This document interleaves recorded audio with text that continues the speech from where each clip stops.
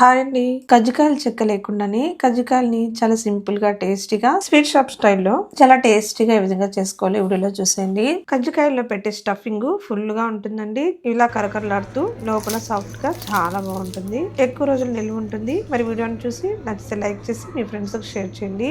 ముందుగా ఒక mixing bowl లోకి 2 కప్స్ వరకు మైదా పిండి తీసుకోండి. మైదా ప్లేస్ లో గోధుమ పిండి వేసుకున్నా కానీ ఇదేలాగా ఉంటాయండి. అలాగే ఇందులోకి 2 స్పూన్స్ వరకు రవ్వని సూజీ వేసుకోండి. అలాగే ఇందులో పావు స్పూన్ సాల్ట్ని వేసుకొని వేడిగా కాంచిన ఆయిల్ కానీ నెయ్యిని కానీ బటర్ని కానీ వేసుకోండి. వేసుకున్న తర్వాత ఒకసారి పిండిని బాగా కలుపుకోండి. తర్వాత ఇప్పుడు ఇందులోకి కొద్దిగా వాటర్ వేసుకుంటూ మొత్తం పిండిని చపాతి పిండిలాగా మెత్తగా స్మూత్గా కలుపుకొని పెట్టుకోవాలి. ఇప్పుడు దీనిపైన తడి ఆరిపోకుండా పైన ఆయిల్ని అప్లై చేసుకొని మూత పెట్టుకొని పక్కన పెట్టుకోండి. ఈ లోపల స్టఫింగ్ ప్రిపేర్ చేసుకుందాము. దీనికోసం స్టవ్ మీద ఒక ప్యాన్ పెట్టుకొని అందులోకి పల్లీలు వేసుకొని లైట్గా దూరగా వేయించుకోండి. అలాగే ఇప్పుడు ఇదే ప్యాన్లోకి నువ్వులను కూడా వేసుకుని వీటిని కూడా ఫ్రై చేసుకొని పక్కన పెట్టుకోండి. ఇప్పుడు ఇందులోకి నేను కొబ్బరిని కూడా తీసుకొని లైట్గా ఫ్రై చేసుకుంటున్నాను. ఇలా స్టఫింగ్ కోసం మనకి నచ్చిన వాటిని వేసుకొని ఫ్రై చేసుకొని పౌడర్ లాగా చేసుకుంటే చాలా బాగుంటాయండి. కొంతమంది రవ్వ వేసుకుంటూ ఉంటారు, కొంతమంది డ్రై ఫ్రూట్స్ కూడా వేసుకొని మిక్సీ పట్టుకొని వాటిని కూడా స్టఫింగ్ పెట్టుకుంటూ ఉంటారు. ఇప్పుడు ఒక మిక్సీ జార్ తీసుకొని అందులోకి ముందుగా పల్లీలు పొట్టు తీసేసి దాన్ని వేసుకోవాలి. అలాగే ఒక కప్పు పుట్నాల పప్పును కూడా వేసుకోండి. అలాగే నువ్వులను కూడా వేసుకొని మెత్తగా పౌడర్ చేసుకోవాలి.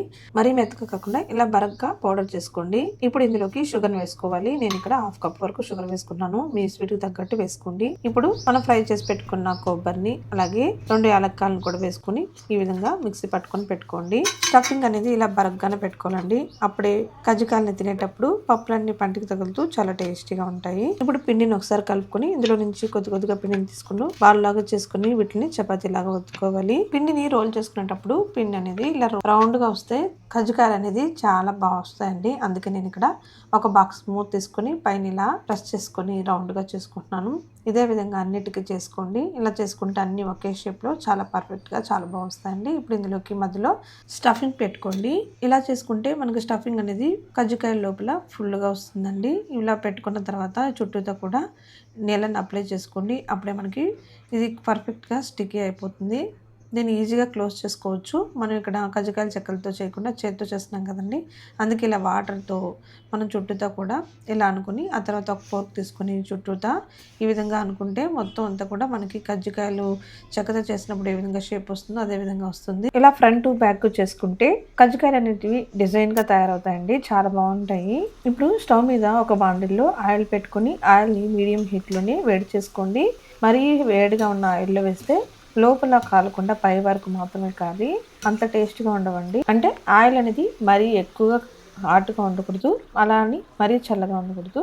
మీడియం హీట్లో ఉన్న ఆయిల్లో మనం కజ్జికాయలు వేసుకుని స్టవ్ని మీడియం ఫ్లేమ్లో పెట్టుకొని బాగా కాల్చుకోవాలి. ఇలా కలర్ అనేది గోల్డెన్ కలర్కి వచ్చేంత వరకు బాగా ఫ్రై చేసుకొని తీసుకుంటే ఎంతో టేస్టీగా ఉండే కజ్జికాయలు రెడీ అయిపోతాయి. చాలా బాగుంటాయండి. వీటిని ఒక ఎయిర్ టైట్గా ఉన్న బాక్స్లో స్టోర్ చేసి పెట్టుకుంటే చాలా రోజుల వరకు కూడా చాలా పైన క్రిస్పీగాను లోపల సాఫ్ట్గాను చాలా టేస్టీగా ఉంటాయి. వీడియో నచ్చితే లైక్ చేసి మీ ఫ్రెండ్స్కి షేర్ చేయండి. అలాగే మన ఛానల్ని ఫాలో అవ్వండి. Thanks for watching.